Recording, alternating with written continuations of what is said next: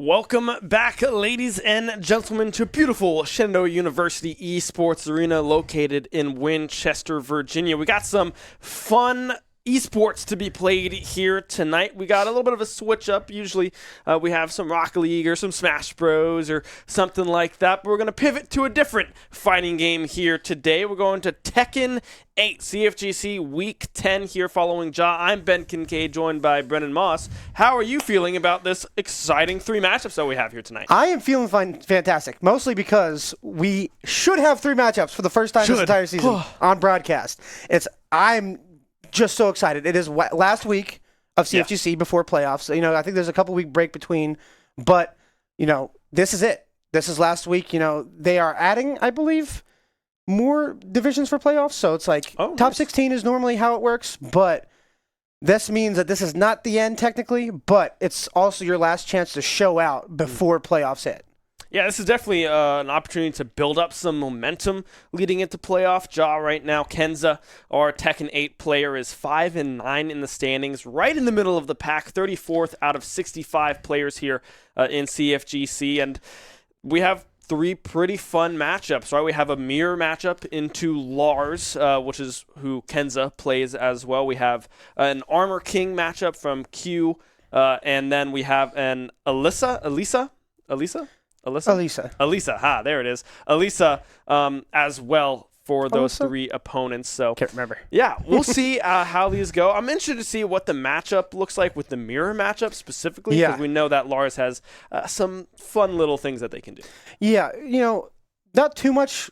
I feel like one of the criticisms of Tekken 8, over the past almost 2 years it's been out, is the lack of character expression. It feels like everyone kind of has to play the characters the same. Once you get to the higher levels, because everything's optimized, so like everybody knows the exact things that need to be done in order to be successful.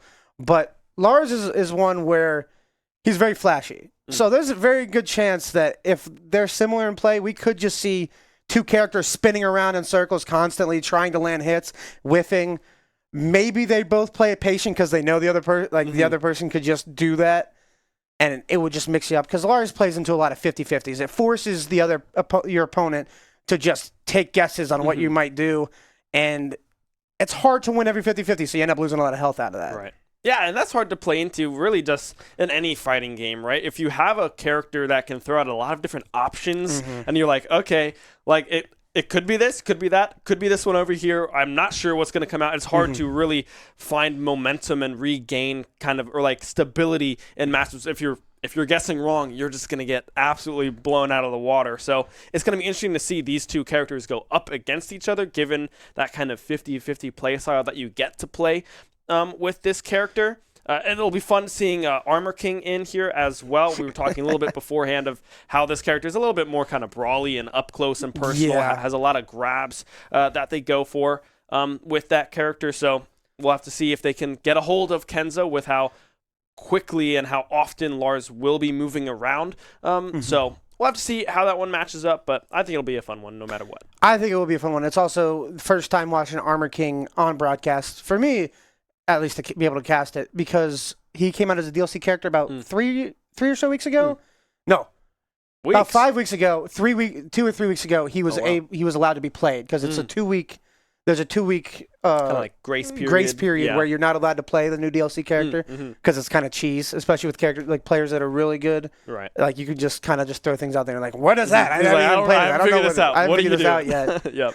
So it's a big and like Armor King is also just a fan favorite. People love watching him. There you go. People love playing as him. So it's more excitement, more matchups, because we've had the matchups we've had on broadcast are like multiple Dragonovs, and like I think we had a Clive on. No, I don't think we had a Clive. I think we had a Jin. It was a Jin we had on. So like tonight's looking to spice it up a little bit. I'm excited about that. Yeah, so some different characters coming in to our stream, right? We've had, unfortunately, a lot of matches kind of fall through the cracks, but that's just kind of how CFGC goes sometimes with fighting games, with whatever fighting game you play. But yeah, I'm excited to see about what the Elisa character looks like. A lot of pressure brought from this character. You mentioned it. I didn't know this. They're a robot apparently with chainsaws, which is pretty cool. How does that mechanic work? Like what is the game plan for that character? So There are so it's stance based. You have the normal stance, which kind of allows you to just, your base moves and stuff like that.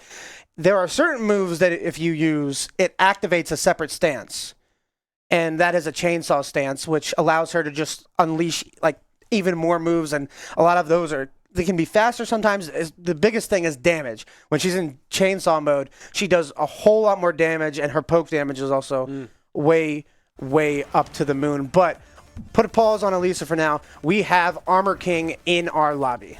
The Armor King will be first up. The character name Q, or the player name rather, Q up against Kenza here. Lars, is that?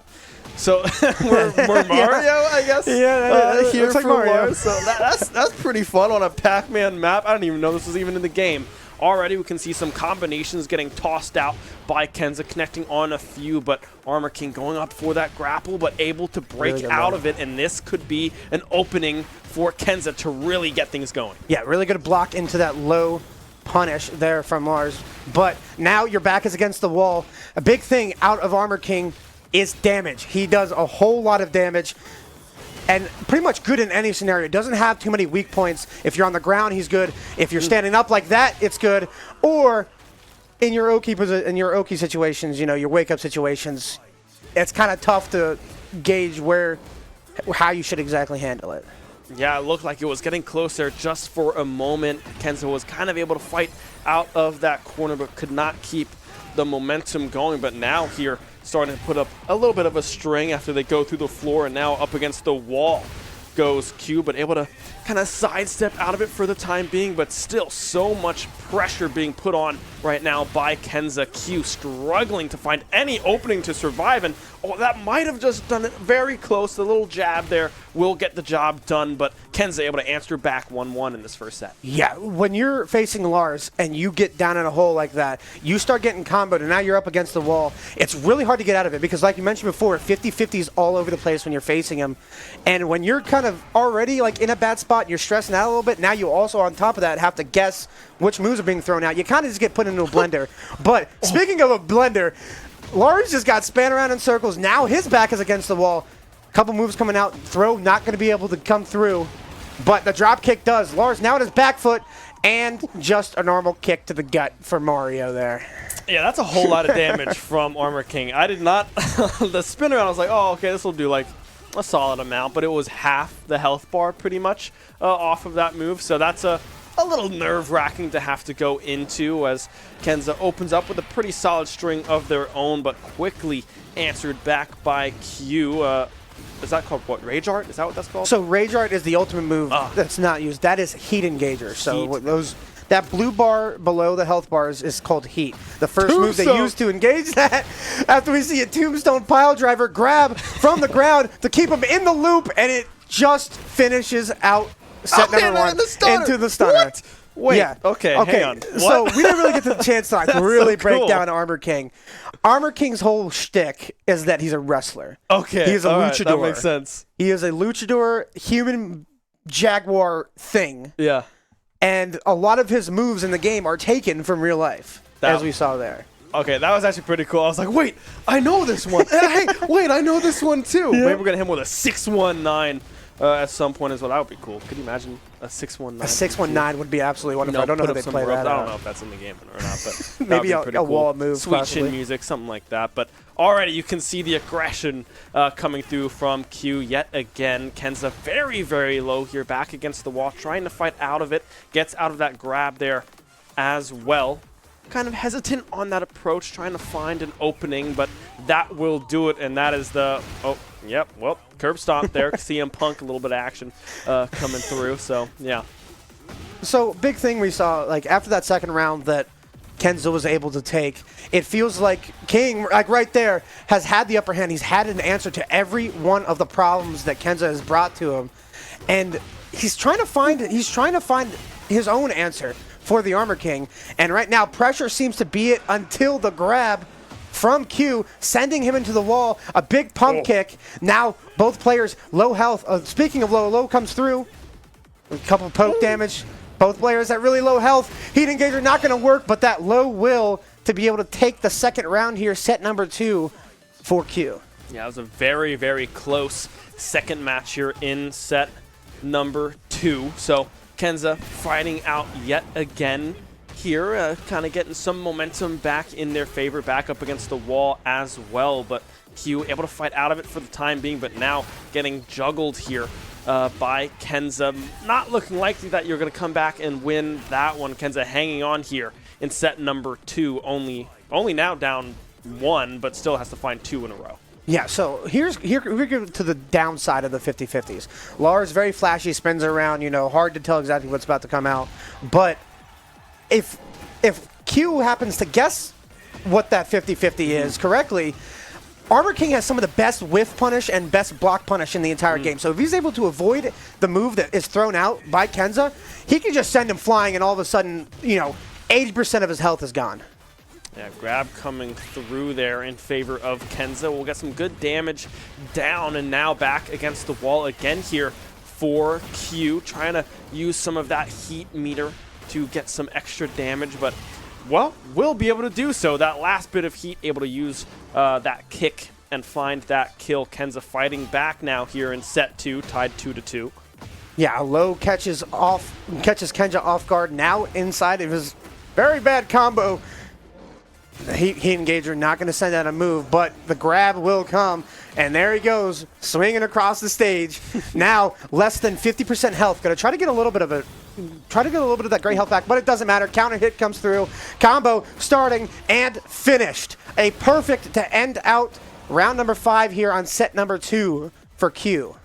Yeah, Q now will find themselves with a 2-0 series lead. I believe we do play out all 5 sets. This is technically a best of 5 in the first 3, but for seeding purposes, we do play out all 5. So Kenza now has to find 3 in a row here to win out on the set, and then, yeah, just win out on the set because you don't play anymore. That would be 5 matches, right? So, yeah, Kenza now has to find a reverse sweep. We know that they are very capable of taking games off of Q and has been able to show that thus far, but just has not been able to get past that finish line to take a set off of them just yet. Yeah, and that last set, that last round of the last set was really... that was a power bomb. Yeah, power bomb. Batista. Yeah, that last round in that last set was very close. It was just the fact that he pressed a couple buttons he probably shouldn't have, end up getting counter hit into a finishing combo. But very close now. He gone, and he's going to put his own back against the wall. Both players blocking. Throw comes through. Throw escaped. Now, Kenza has to watch out. Never mind, he doesn't. I was going to say he has to watch out for that rage art, but doesn't matter. He just throws out a move. Q not ready for it. Takes the first round here. Yeah, Kenza getting very, very close. A couple of whiffs there as well towards the end of that first set, but still able to recover from those whiffs. And now back against the wall goes Kenza. Q with so much aggression, so much damage getting tossed out. The stunner again coming through from the... What? Okay, what is that? What are you doing Okay, there? So that is called an Oki situation. It's a wake-up situation, and I believe, Kenza's going to die there. When you're in a situation where you've been knocked down or you threw out a move and now you're laying on the ground, you're not in an Oki situation. Do you stand back up? Do you roll to the right, away from the screen, or roll towards the screen? Or do you just, wait a second and then get up? Sometimes it throws the other player off guard if you just wait and don't get up. And they don't really know what option to pull out there because they're kind of scared of what move you might throw out. That's understandable. Just kind of playing that guessing game of what am I going to do this time for my get-up, right? So trying to mix it up just a little bit there. A little reversal as well. Kenza now. And Q very even in the health bar department. Still has some great health to gain on the side of Q. Able to gain just a little bit of that. That combo getting dropped there by Kenza, and that might just do it. That will be the second match or second game of this third set here. Kenza now has to win 2 to win this set in total.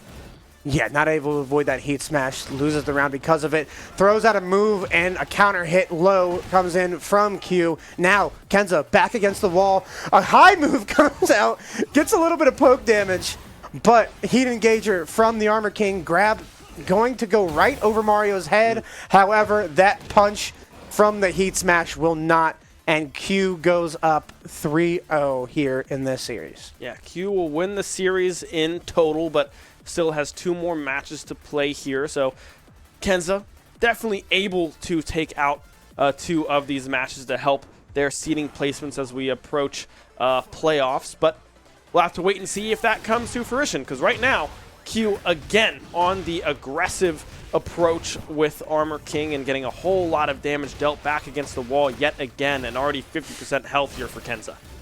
Yeah, I mean, what's been killing Kenza here is just the counter hits right there. You see it on the side of the screen, counter. He's been throwing out too many buttons. You know, sometimes you get in such a groove with Lars because he has so many strings that just keep going and going and going that you forget that there's sometimes you should probably just stop, wait for a second. Otherwise, it leads to big damage from characters like King, who kind of has an option in any scenario. Yeah, I mean, it's been hard for Kenza to really find some strings as of late, and when they do, it doesn't last a whole lot, right? They're able to get a good amount of damage here and there, but then immediately gets responded by Q, and you can see the response here, again, just off of that little bit of chip damage. They were able to find this almost an entire health bar, and it looks like it might be with the drop kick coming through. Q finds another 2-0 set lead. Yeah, and one thing I noticed is that King started using a lot more lows the past few rounds, and it trained Kenza into blocking that low.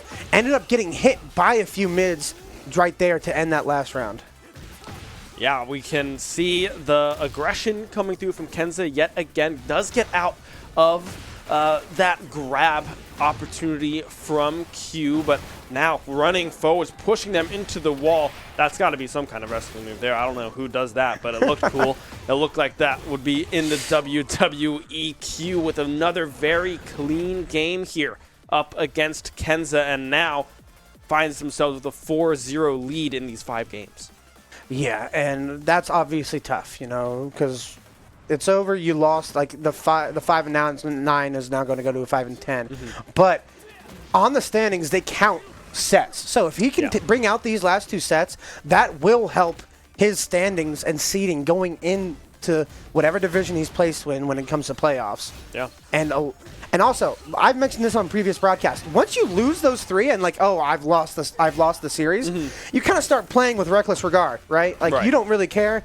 I already lost the series. I might as well go out. You feel like a weight's been lifted off your shoulders, and you start almost playing better sometimes. Yeah, dropkick again coming through. Won't be able to find the kill, but instead just that jumping forward kick will be the one to seal the deal in that first game. But, of course, still some opportunity for Kenza to come up with a set win here up against Q. But right now with... Oh, that's another one. Is that just like a pile driver? That's a pile driver. Yeah, that is like a different form of a pile driver. Someone else does that too in WWE. I don't know their name, but I can see them. Anyways, back into the combinations coming through from Q. Back against the wall again for Kenza. That might just do it. Yes, it will. Kenza now has to find 3 in a row to come up with a set win here in this first match. Yeah, I mentioned those 50-50s before. If you lose a 50-50 against Armor King, there is a good chance that you will be in a blender for the rest of the round. And it will just not end well for you because his punishes are some of the best in the game. As we can see, almost 50% of health done. Okay, situation. Oh, gonna come up in the Shawn Michaels, by the way. Shawn Michaels movement there. And now a combo on to Armor King, burning his heat in the middle of this. Heat engager coming out there from Kenza, back against the wall. Armor King counter hit into it. Heat smash. A little bit of health left. Heat almost gone. Heat is gone. Has a little bit of health, great health to come back. Gets the grab. Going to send Kenza across the stage. Now he's a little bit worried. Move is going to whiff. Low also whiffs there from Armor King. Blocks the low, but the counter hit going to win the round here, but has a lot of work left to do. It is not over. Set number 4 is still happening. Yeah, Q has been playing unbelievable now in this opening combination that they were able to find up against Kenza.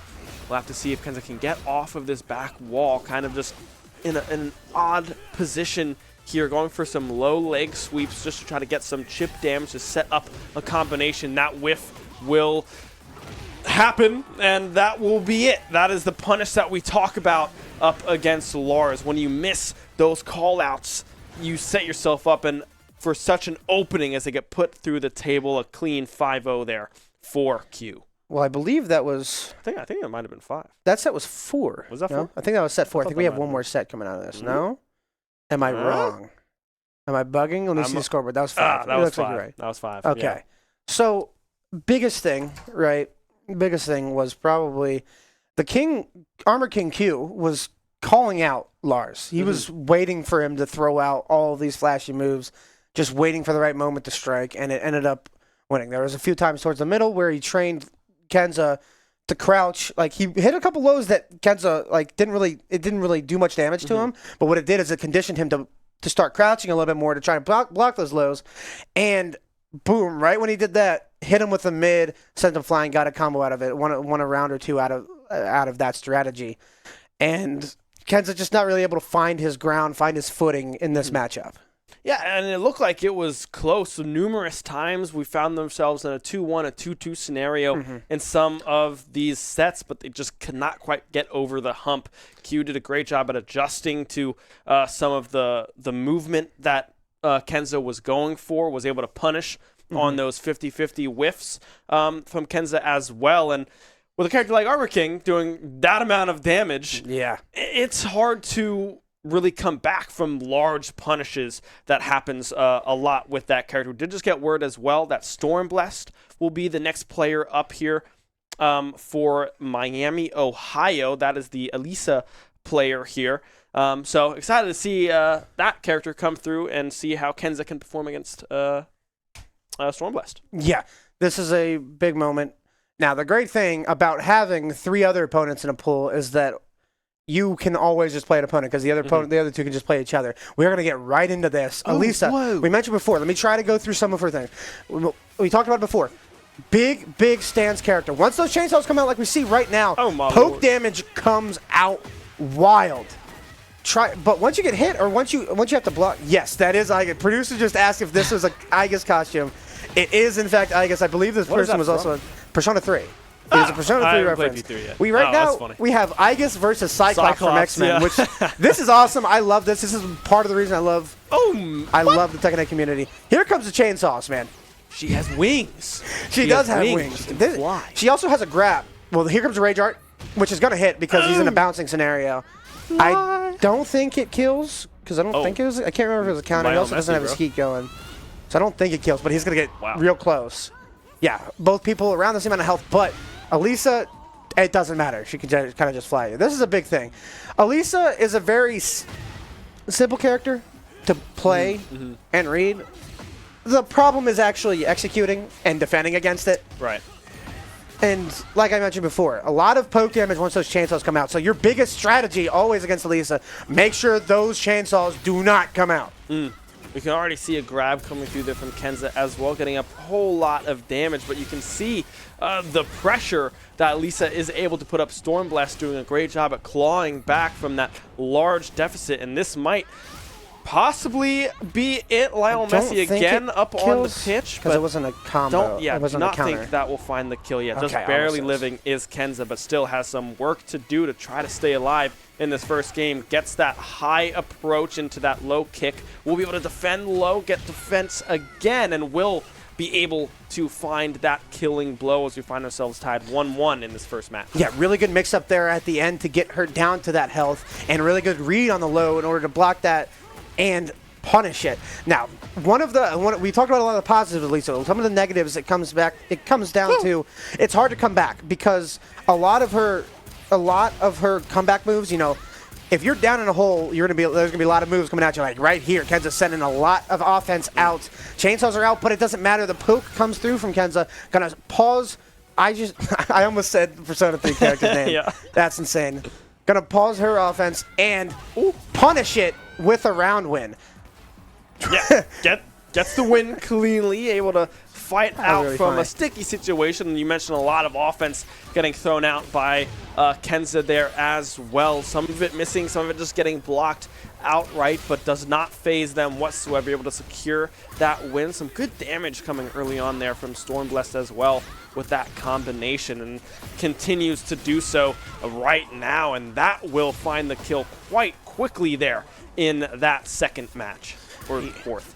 Yeah, so back to it's the lows, a lot of the lows, especially when she's in chainsaw mode, they're slow, so if you can read it and, you know, send out a gut punch in order to stop, in order to interrupt her moves, it can help against the chainsaws, but she's not even able to get the chainsaws out. Kenza's been putting so much pressure on to Stormblast that she hasn't really been able to get anything out at all. Back against the wall, it doesn't matter. Heat Smash comes through, wins set number 1 here for Kenza.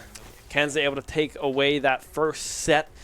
It was close. I mean, it went 2-2 in the game count. Kenza was, of course, able to find their way in that 5th matchup, but still a very, very close affair between these two players in Kenza and Stormblast. And you can see kind of what the game plans are with this Elisa character, right? Yeah. A lot of aggression, a lot of combos, and that poke mechanic that they are able to bring out with these chainsaws, just getting small chip damage, and the speed in which Elisa is able to play with as well is kind of hard to defend when you're really put into a corner like Kenza finds themselves right now.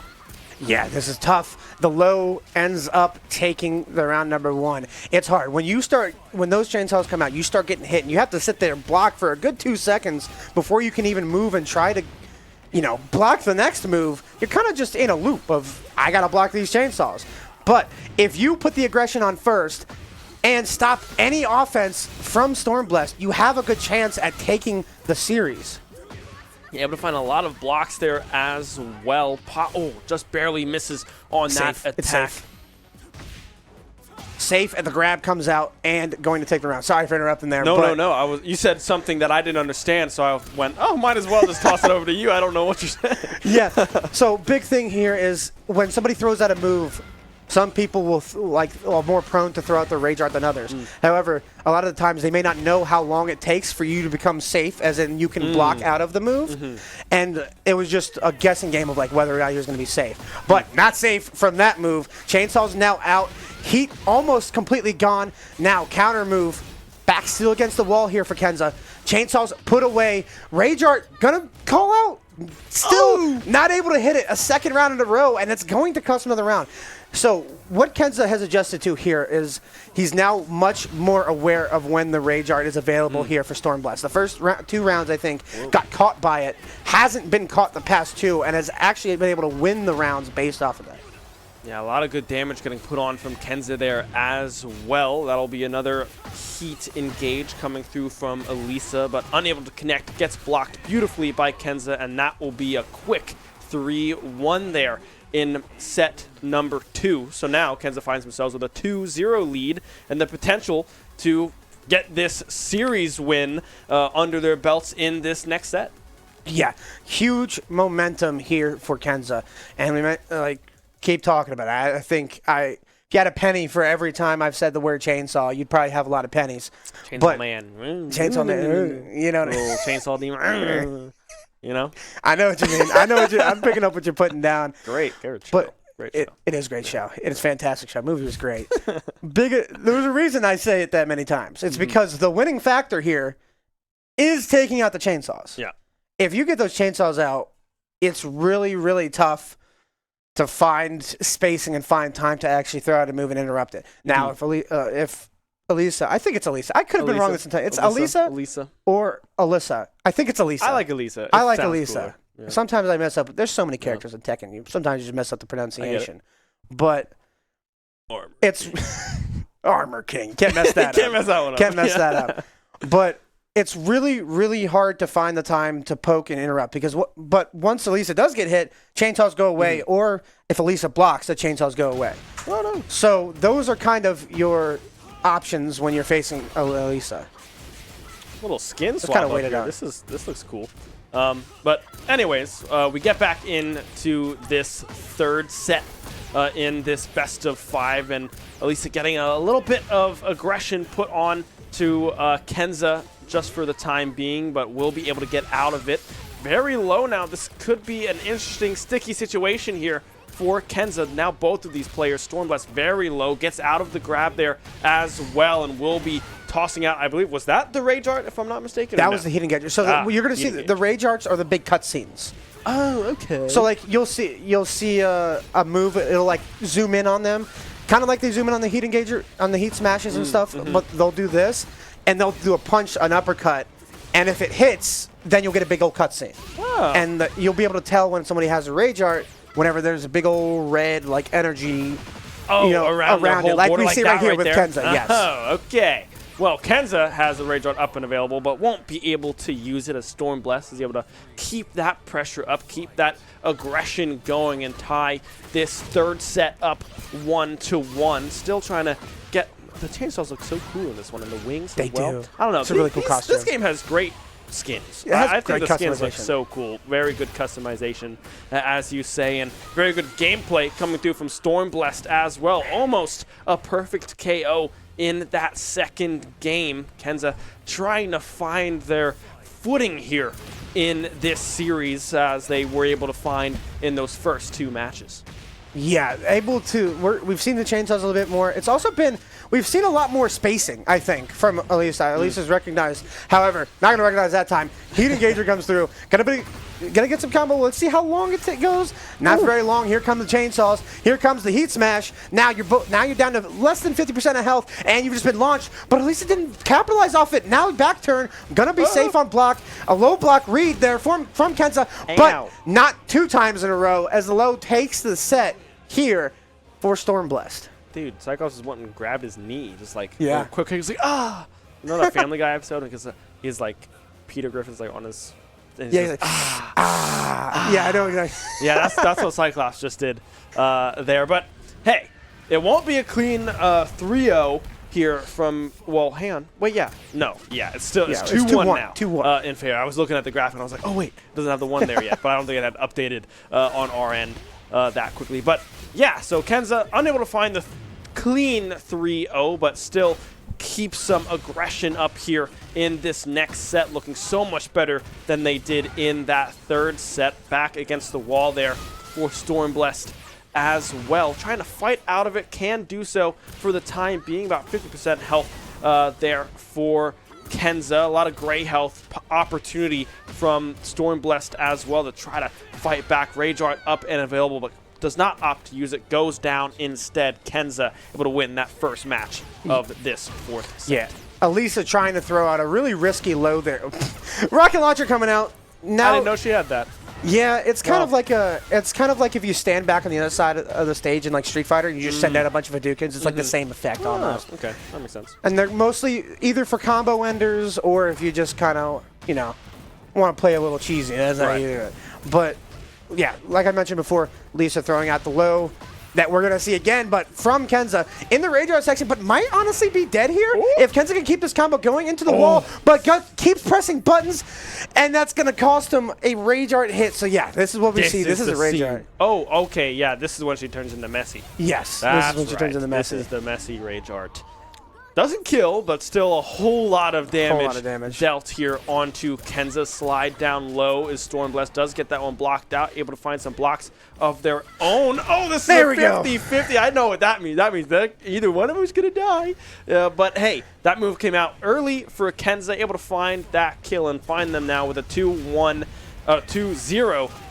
game score here in set number 4, trying to secure this match 3-1. Yeah, so what the story of this set has been I'm going to try to make my opponent play my pacing. I want to dictate the pacing of this set. And what has happened is Kenza has just been dictating it the entire set. But chainsaws come out right to the back, gonna do a bit of damage. Now a little bit above 50% health, no heat left. Heat Engager and Smash both come out from Stormblessed. A swing and a bad read on the Rage Art is going to be blocked. Launcher comes in from Kenza. Gonna whiff on the last move. Not able to get the combo going and gets hit in reverse and going to lose the round because of it.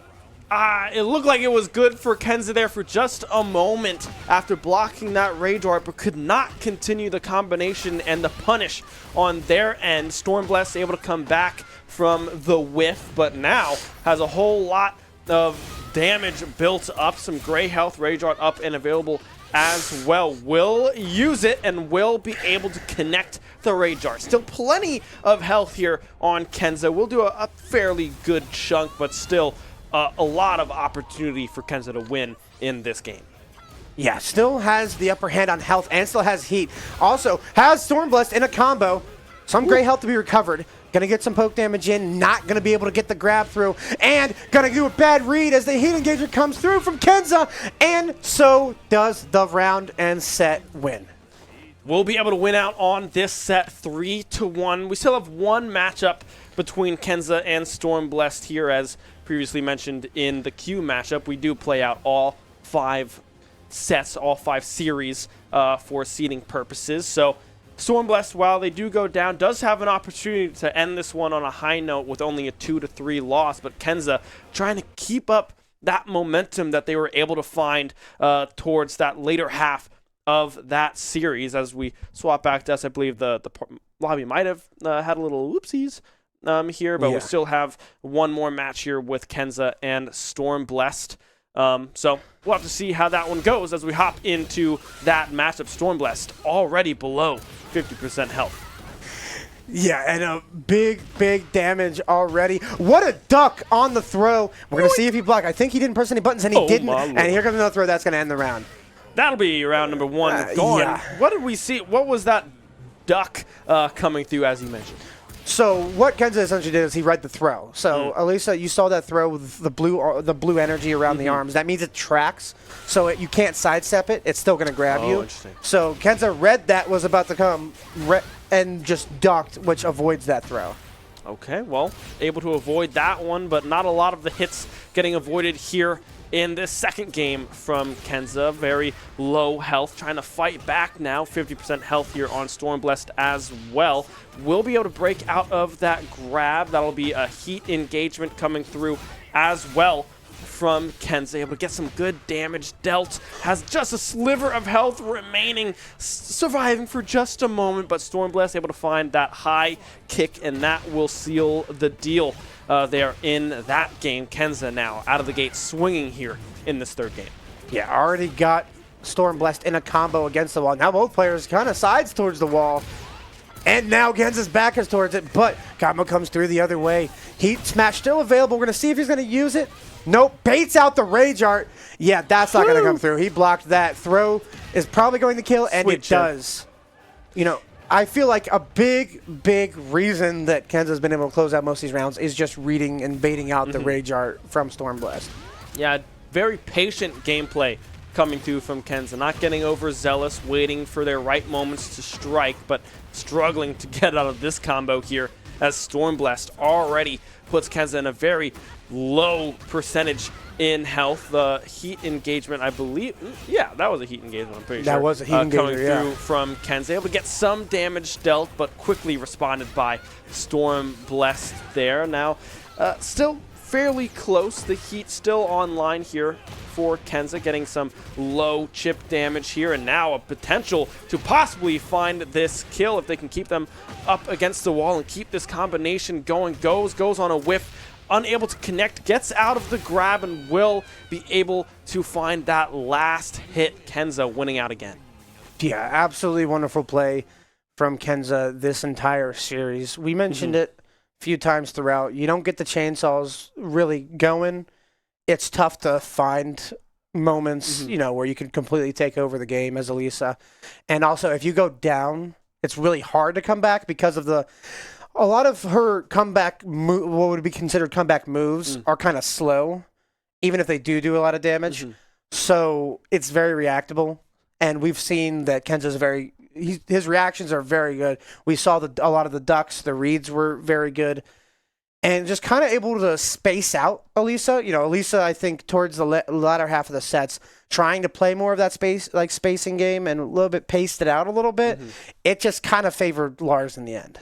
Yeah, I mean, Kenza playing very, very well into that Elisa matchup. We still have one matchup here tonight, if we are not mistaken, against EAP, I'm going to say. This is the Lars matchup. The Lars mirror matchup here tonight. The second Stony Brook player that we have here tonight as well. So waiting for EAP, I believe, to make an appearance here in our little lobby that we got going on. So we'll have to wait and see when that one begins. But being able to separate and split 1-1 thus far and possibly end the night on a 2-1 series victory is pretty promising, pretty exciting. It is pretty exciting, especially when you're... I believe we mentioned before, he's 34 34th out of 65, I believe. Yeah, 34th out of 65. Right around the middle of the pack here for CFGC, the fall Tekken 8. Right.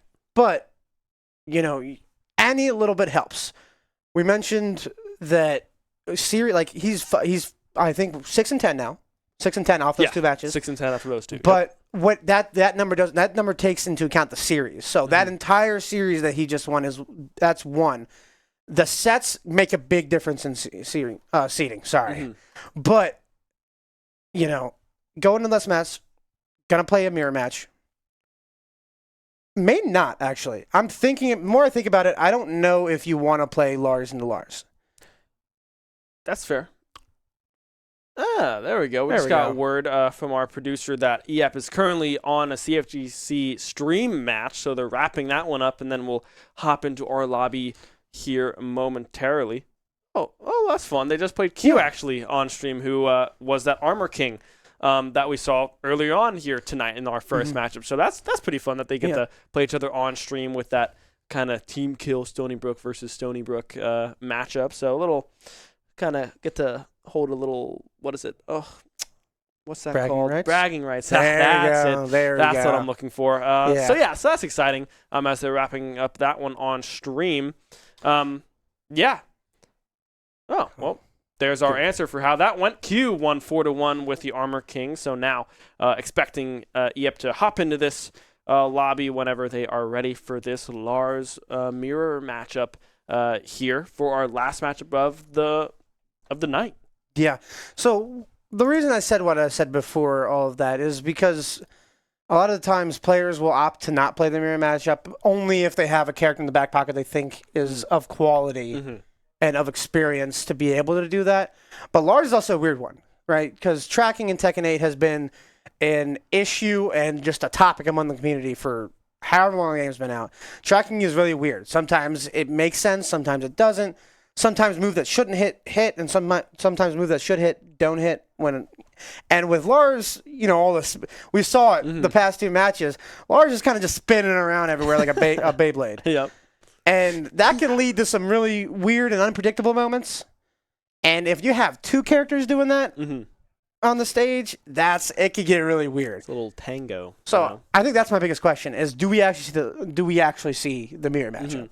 Yeah, I mean, that's a good point. And I feel like another thing with mirror matchups is, we know how the player is played, right? We know the weaknesses of these characters because they're my main as well or whatever it may be.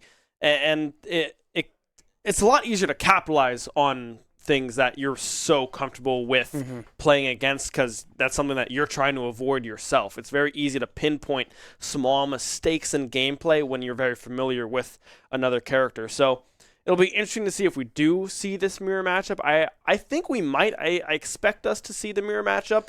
It does look like EAP is here at the fighting setups here in the lobby, but Kenza has disappeared now and gone on a little adventure of their own. So we'll see. Oh, hey, there they come. Kenza has made their way onto our screen. So it looks like we will be very close to hopping in to this last best of 5 matchup here between these 2 players. Yeah, and I want to go through Lars a little bit more than just spinny guy, which he kind of is. But we mentioned hard to predict, put you in a lot of 50-50s, spins around, very flashy. Now, a lot of that comes from the strong stance mix-ups because you'll see a lot of the time if you ever see him pause, you think he's about to throw out a move and he kind of does that and then throws out the move. That's where the 50-50 is at. If you want to look into that, that's where the 50-50 is at. So every single time he does that, your opponent has to guess what's about to come out of that. Right. And then I will say he has a decent selection of lows, strong punishment, poor counter hit game, which counter hits are when you're the opponent or you're about to throw out a move and it's not as fast as the other person throwing out the move and you just get hit mid-move and then it does damage and they can kind of just launch you after that and then get you going into a combo. And it's also kind of hard to make a comeback because you're so reliant on 50-50s. If you lose one, you're dead. Yeah, so it does. Oh, okay. So we got a little sneak peek. It will be a swap of characters here for EAP. Claudio, the character swap to come through from EAP. Kenza, of course, staying on this Lars character selection. Now, I don't know if you've been able to tell with the way I've been talking about this game. I don't play this game. I have no idea who Claudio is. I don't know what they do, but right now we can see that Kenza is playing very, very well into this character matchup, getting a lot of big strings put together. I'm going to toss it over to you here, Mossman, to give us a little bit of background of what Claudio does and what their game plan is. Yeah, so Claudio's a weird character. Also, he went up the tier list a lot with Season 2. A lot of people started playing him. So, if I'm going to be real honest myself, I lacked a little bit of knowledge too. That's fair. Because I don't play Claudio's like almost ever. One thing I will notice, a lot of his moves are very like he has some quick lows. He's kind of unpredictable where the move's going to come out. Like, is this going to be a low, a high? I also can also space you out with a little bit of just crazy moves like we've just seen right there. Right. And kind of rushing down Kenza as this match has progressed. Now, if I'm a betting man, I would say that this little Dreamcatcher icon right under the health bar does something. As we have seen Claudio play thus far, when that lights up, they have kind of blue fists. Not sure if that unlocks some moves or it's just kind of some more damage as Kenza gets on an approach. Go ahead. So yeah, what that is, that's called an install. And Claudio's install isn't like as complex as a lot of the other characters' installs are. It's kind of just, there's a couple moves that can unlock it. And then once you hit that install, when that logo right there underneath his health bar lights up, he gets access to a couple more moves, and it also enhances a few of his really good ones. Interesting. Yeah, I mean, so far so good here for Claudio. EAP dropping that last set. We can see the Buzzy skin coming through from Kenza as well on this Lars. Will get hit by one of those jabs sneaking their way through, but instantly responds with a combination of their own, and this might just do it here for game number 4. Yes, it will. We are tied 2 apiece here as we enter this final round of this first set. Yeah, sorry, that move caught me off guard a little bit there. He kind of hit a pose. But yeah, the final round here. Both players at around the same amount of health until that throw gets Claudio down a little bit to around 50%, but combo now hitting for as he extends it towards the wall. Now, this is what I'm talking about. The installs here, Starburst, that's going to do a lot more damage.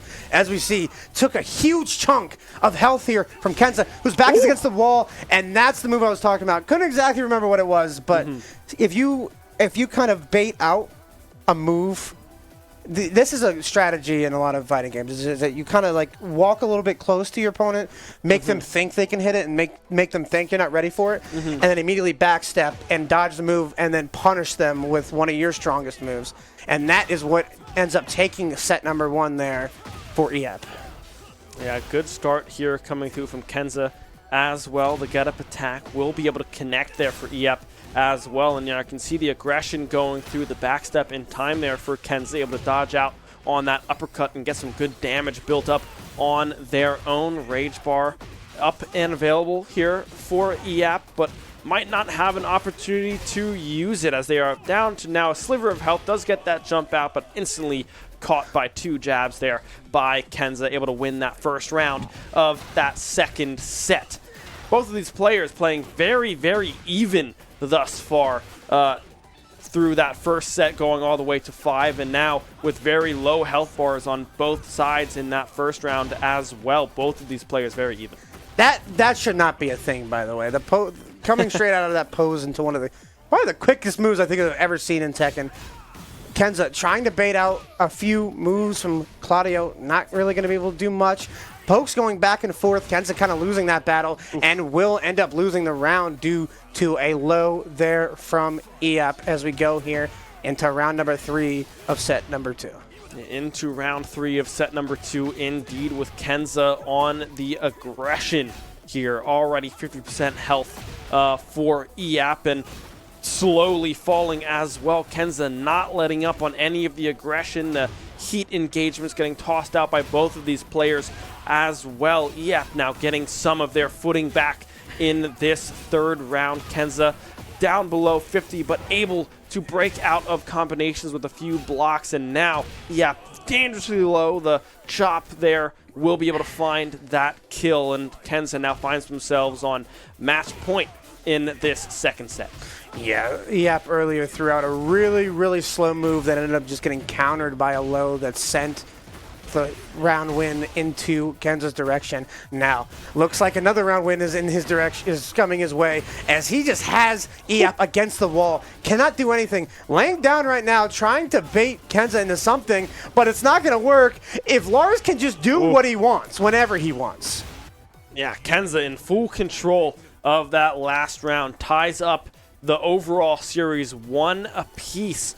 But the aggression that just came through from Kenza was powerful, right? Very hard for EAP to find any sort of response into the aggression that was coming through from Kenza. Tries to lay on the ground there, try to find a neutral get-up, an opportunity to try to find some sort of opening to put a string together of their own, but Kenza not falling for it, able to find some last-minute hits and able to seal the deal in that last set. But still, we have 3 sets to go here, and still the set win on the line.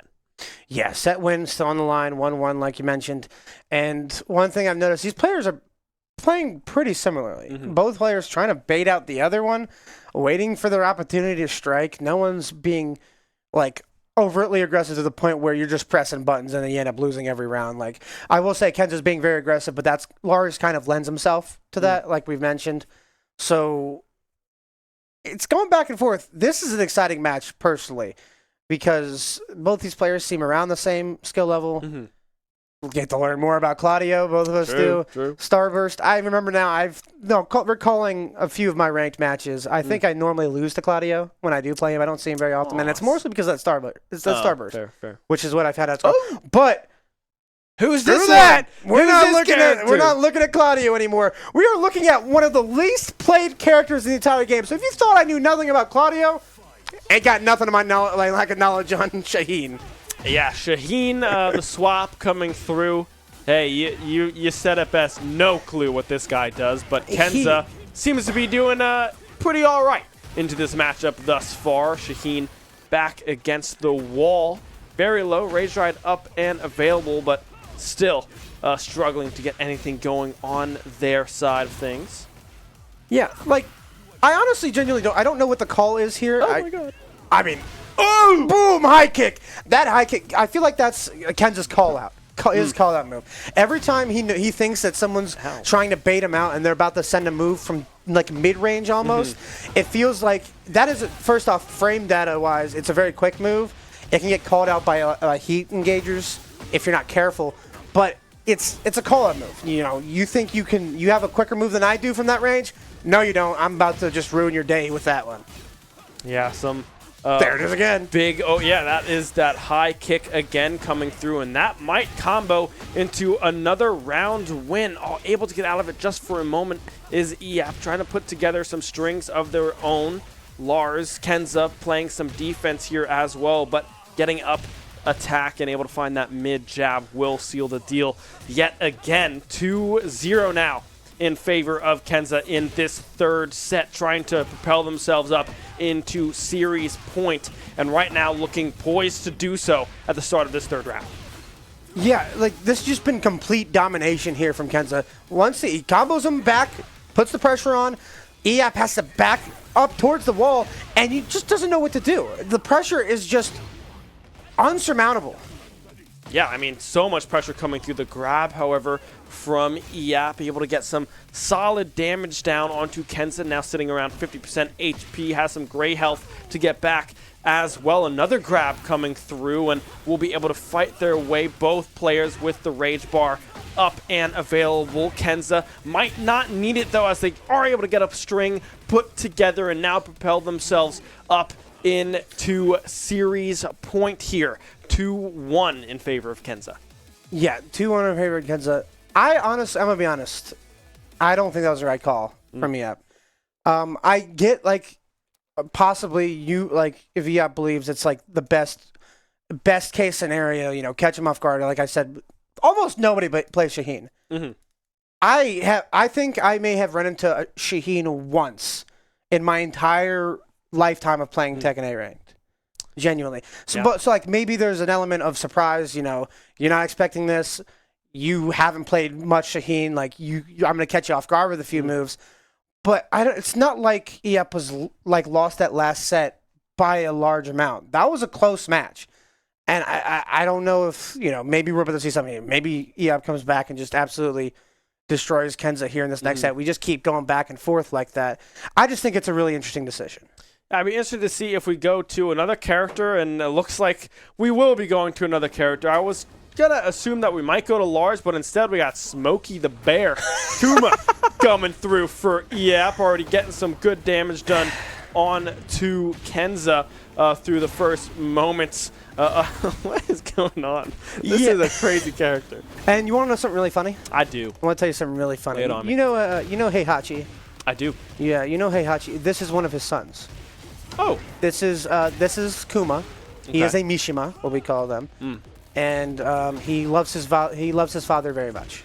Oh, that's nice. It's always nice to love your father, as Yeah. Kenza is down to almost 0 HP. Does get the grab and does get the flying kick there as well to find that first round win in favor of Kenza. Looked dire there for just a moment, but able to recover, find combinations of their own, and strike back with that round. And now threatening a perfect here is Kenza, but just barely gets knocked out, and now a combo starting for EAP. Yeah, so big thing about Kuma, does a lot of damage, like a lot of big range and very quick moves, and it can get really scary facing when you have a tracking move like that.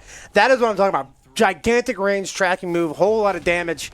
But they're also, you don't see them as much not because they're bad, because the last character to win Tekken World Tour was Kuma, but just because they're a little bit more complex to play. And if you don't know, you kind of get left in some spots where you just get absolutely destroyed.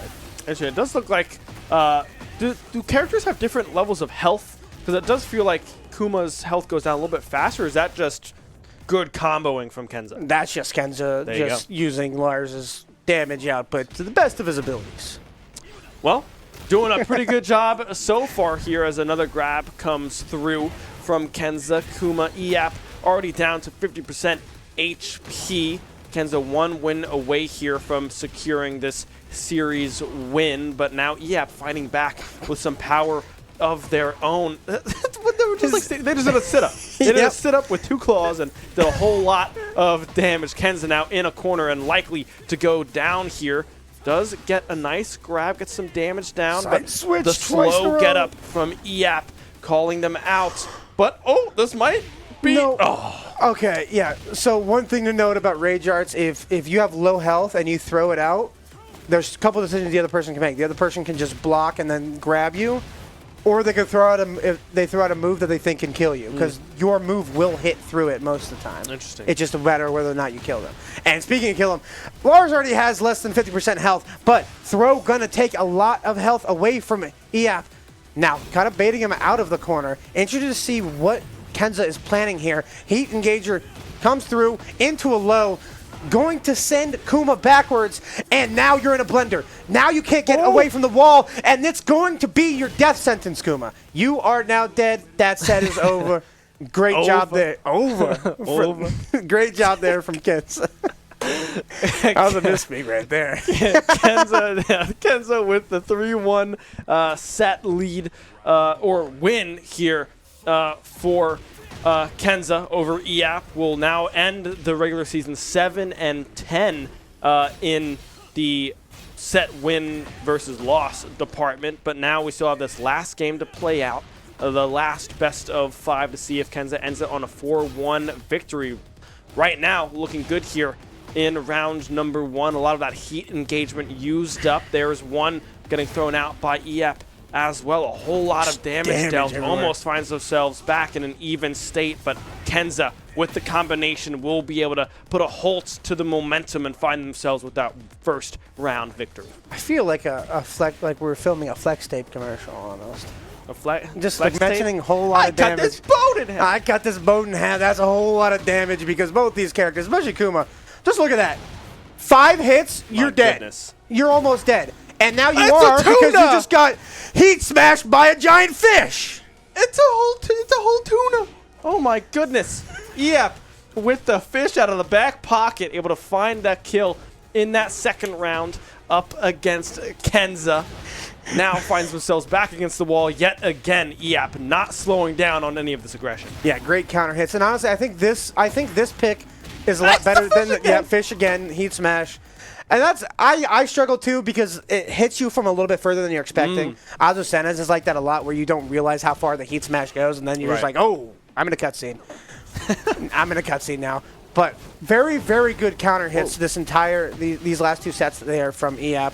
But now Lars can get you in a blender whenever he feels like it, and that's what EAP is in right now. Back against the wall.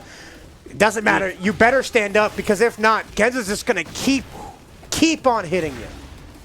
A whole lot of damage responded immediately by EAP on that tracking move that I have just now learned what that means. But hey, Kenza able to fight back and find that kill. Now we find ourselves in a final round here in this final set of this series of the night here. EAP playing super well already, putting together a string of their own. Kenza now trying to get their ball rolling, got some good damage, but breaks out of that grab as EAP and transitions that into another combination of their own. Some heat engagements coming through as well.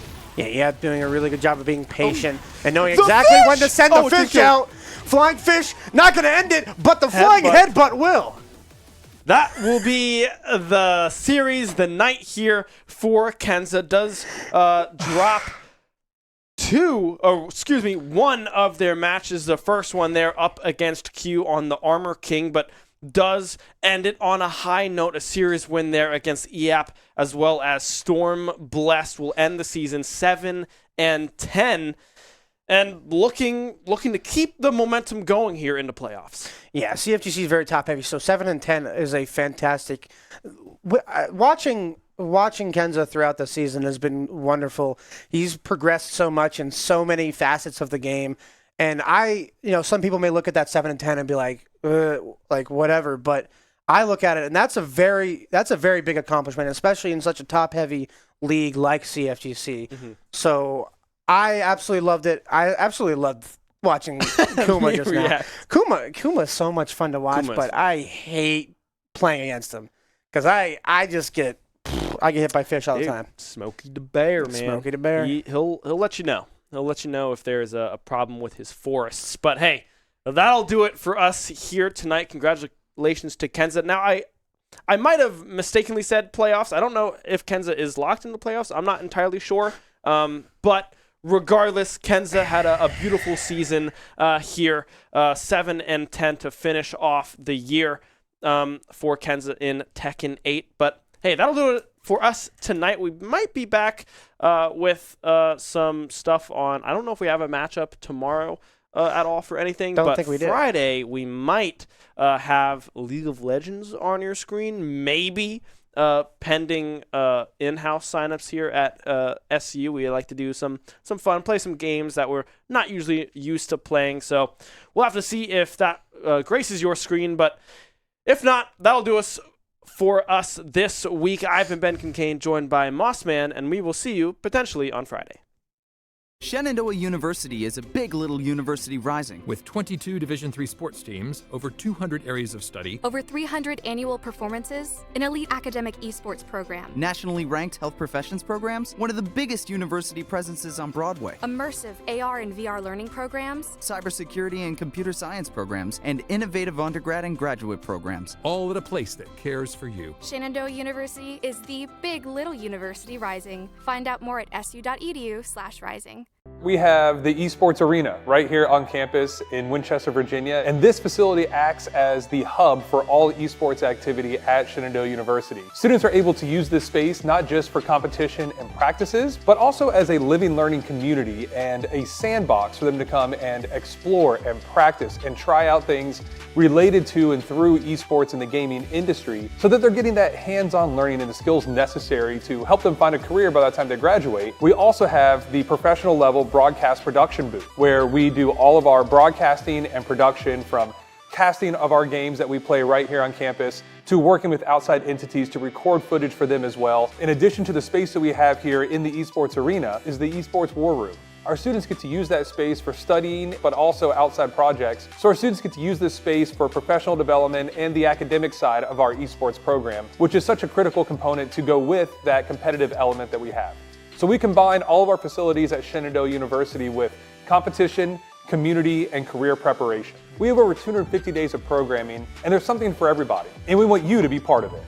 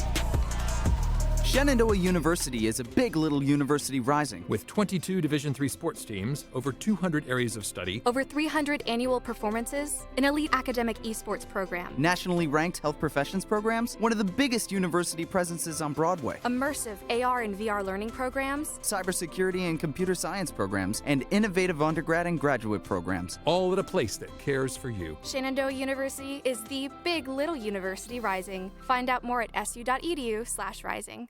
We have the Esports Arena right here on campus in Winchester, Virginia, and this facility acts as the hub for all esports activity at Shenandoah University. Students are able to use this space not just for competition and practices, but also as a living learning community and a sandbox for them to come and explore and practice and try out things related to and through esports in the gaming industry so that they're getting that hands-on learning and the skills necessary to help them find a career by the time they graduate. We also have the professional level broadcast production booth where we do all of our broadcasting and production, from casting of our games that we play right here on campus to working with outside entities to record footage for them as well. In addition to the space that we have here in the Esports Arena is the Esports War Room.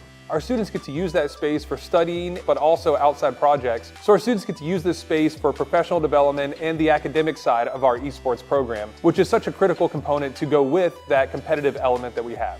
So we combine all of our facilities at Shenandoah University with competition, community, and career preparation. We have over 250 days of programming, and there's something for everybody, and we want you to be part of it.